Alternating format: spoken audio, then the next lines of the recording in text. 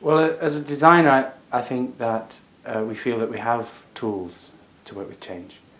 And I think design as a discipline is interested in creating the futures that we want to live in.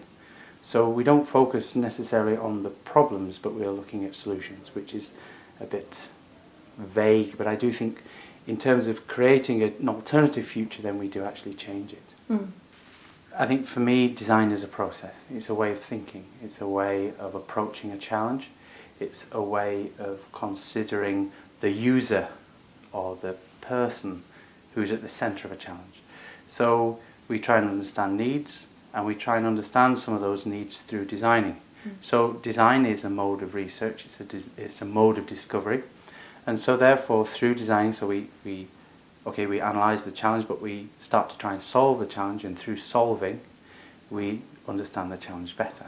I'm a great advocate of co-design, or co-creation or co-production. Now, by that, it means that we stop designing for people.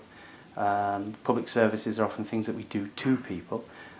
So we believe that we should be designing with people, and so that people actually have a say, that they have a stake in the services that we create or the innovations that we deliver, or that they deliver if we want to take it to an extreme. And I think through a co-design process, people take greater ownership of the results and the ideas that come out. We've seen the results of co-design as a way to really engage people and make those interventions sustainable. There's a lot of interventions out there where people turn up, have a great time, come up with ideas, but nothing happens with those ideas afterwards. Mm. So we have to be sure that there's some form of co-delivery as well when we start.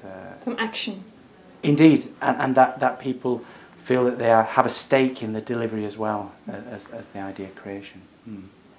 Where do you find inspiration? I think for me, I find my inspiration when I'm out there doing things and working with people, real people.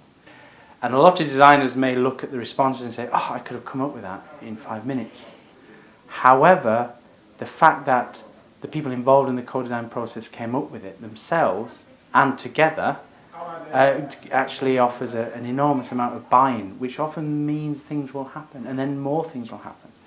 So there's a degree of patience, and I also come back to my point about humility, is that the designer in this setting, or if you're working in a co-design setting with a community, a word I don't like, is that you're not there to help people. You are not there to help people, you are there to represent them.